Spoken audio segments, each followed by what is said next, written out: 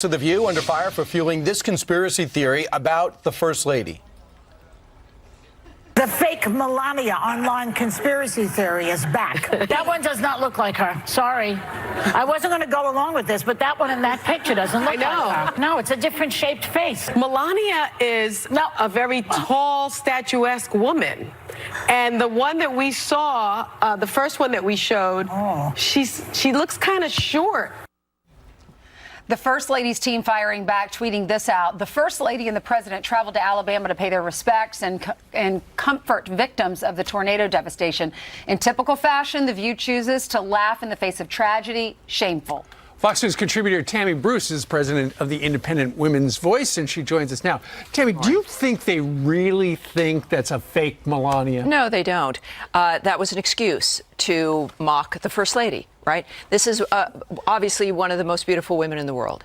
And she was mourning there, as normal people would, when they're going to mourn people who'd been killed. And so most normal people maybe look a little different when we're sad.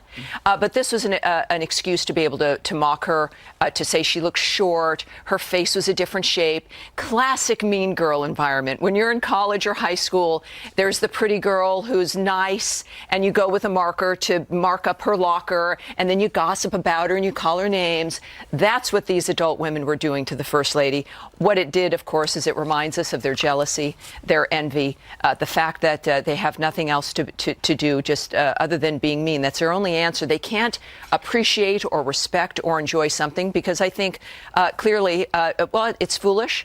And I don't know what issues are going on in their lives, but it's a shame that they feel the need to put that forward on television. It's so hypocritical, too, because they preach tolerance, yet they're not tolerant of people who don't agree with them. Well, that's it. And not only just don't agree with them, it's interesting. I really don't know the First Lady's politics. We don't know it, do we?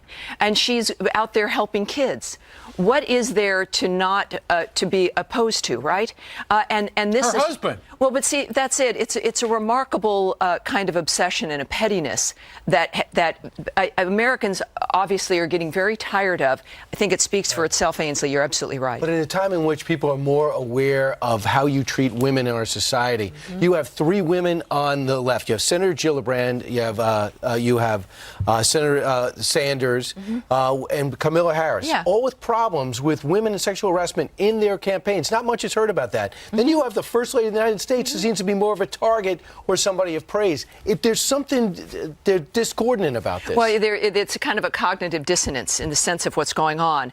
And I do think that it speaks to the rules that still apply, is that, and it's also projection. I mean, these are issues that these, as the individuals, as you've noted, on sexual harassment, they've had that. The media chooses to kind of try to ignore it.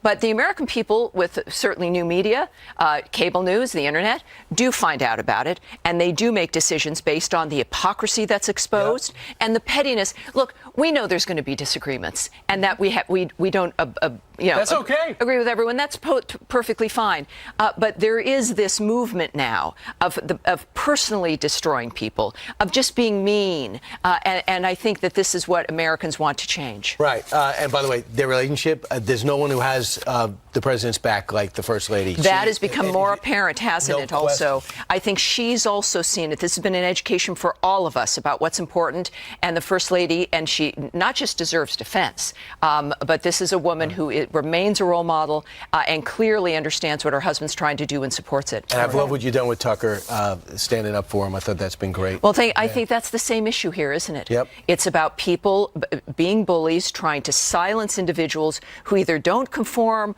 or think a little differently. That's the heart and soul of America. Seek and destroy. Yeah, seek and destroy. Thanks so much.